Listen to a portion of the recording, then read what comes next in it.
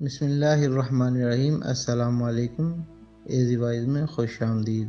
میں پاگل ہو جاؤں گی، میری شکل دیکھو، میں بیکارن بن گئی ہوں، تھک گئی ہوں۔ میں میرے پاس بیٹھ کر بولا، تو ہر وقت جگڑتی رہتی ہے، کبھی تو پیار سے بات کر لیا کر میرے ساتھ۔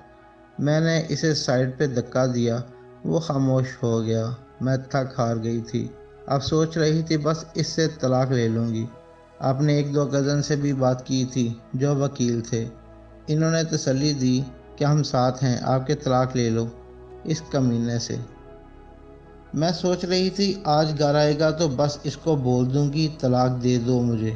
میں انتظار کر رہی تھی، وہ رات 10 بجے آیا، بچے سو رہے تھے، دونوں بچوں کے ماتھوں پر اس نے بوسہ دیا، ان کے ہاتھ چومے، پھر چارپائی پہ بیٹھ کر مجھے آواز دی، شہناز، ارے او شہناز، مجھے روٹی دے دو۔ میں کروٹ بدلے لیٹی رہی، اس نے پھر آواز دی، شہناز سن لے نا، اٹھ جا۔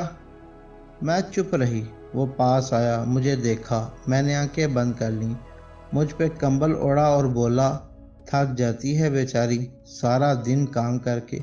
پھر کچن میں گیا، کھانا دیکھنے لگا، کچھ بھی نہیں تھا کھانے کے لیے۔ ایک پیالی میں نمک مرچ ڈال کر اس میں تھوڑا پانی ملا کر سوکھی روٹی کھانے لگا۔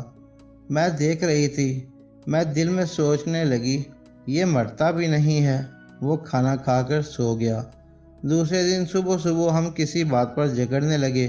میں نے اسے کہا، بس مجھے طلاق دے دو، میں اب برداشت نہیں کر سکتی، میں تھک گئی ہوں۔ غصے میں میں نے اس کے کپڑے بھی پھاڑ دیے۔ وہ طلاق کا نام سنتے ہی چپ ہو گیا، جلدی سے کپڑے چینج کرنے لگا، پھر بائک لی اور باہر جانے لگا۔ میں نے چلا کر کہا، اللہ کرے تو مر جائے، میری جان تو چھوٹ جائے تم سے۔ وہ بائک باہر کھڑی کر کے کمرے میں گیا، کسی کاپی پہ کچھ لکھا، چلا گیا۔ میں گالیاں دے رہی تھی، رو رو کر تھک گئی، اسے بد دعا دے رہی تھی۔ میں نے ارادہ کر لیا تھا بس اب اس انسان کے ساتھ نہیں رہنا۔ 2-4 گھنٹے گزرے اور میں میکے جانے لگی، بچوں کو ساتھ لے لیا۔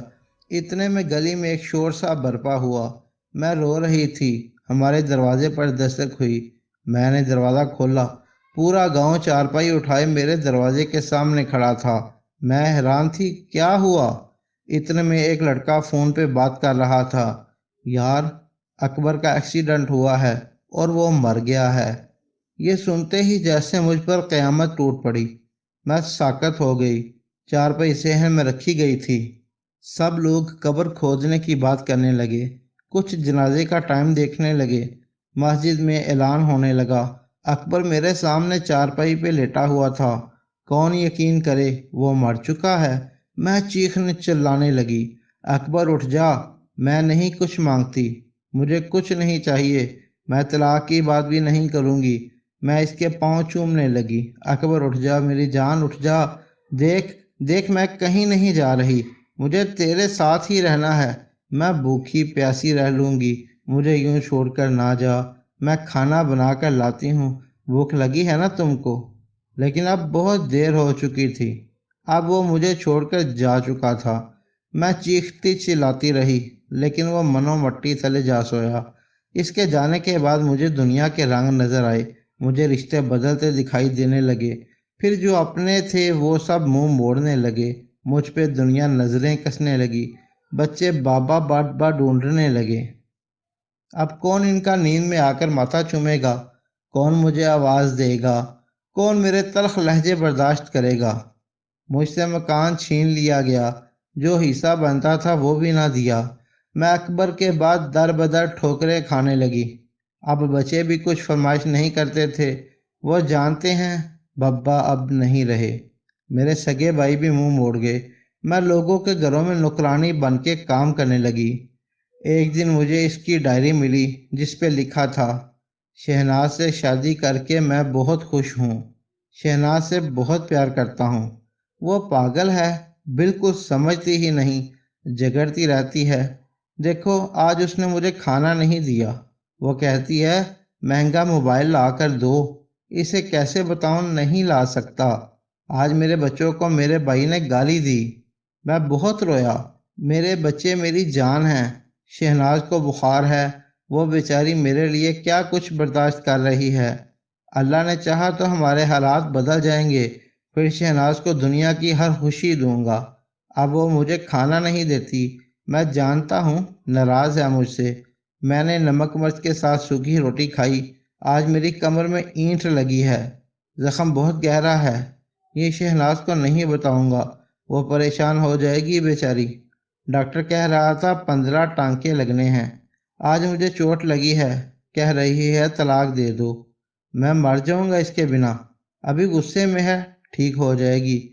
میں ڈائری کو سینے لگا کر چیخ چیخ کر رونے لگی۔ ہم سفر تو ہم سفر ہوتا ہے نا، وہ جیسا بھی تھا میرا سایہ تھا، میری ڈال تھا۔ اس کے بعد زمانے کی ٹھوکریں کھا کر سمجھی ہوں اس کے ساتھ میرے دونوں جہاں تھے۔ تھک ہار کر گھر آتی ہوں، اب ٹوٹ گئی ہوں۔ میں بچوں کی خاطر زندہ ہوں بس، ورنہ کب کی ختم ہو جاتی۔ میں خود کو اذیت دیتی ہوں، کیوں جھگڑتی تھی اس کے ساتھ، کیوں اس کو ستاتی تھی، کیوں میں لوگوں کو دیکھ کر بڑے خواب دیکھتی تھی۔ وہ میرے ساتھ ہوتا تو کیسی زندگی گزار رہی ہوتی۔ کیا میں بخشی جاؤں گی؟ اللہ مجھے معاف کرے گا؟ میں مشکل وقت میں اس کا سہارا، اس کی ہمت نہ بن سکی۔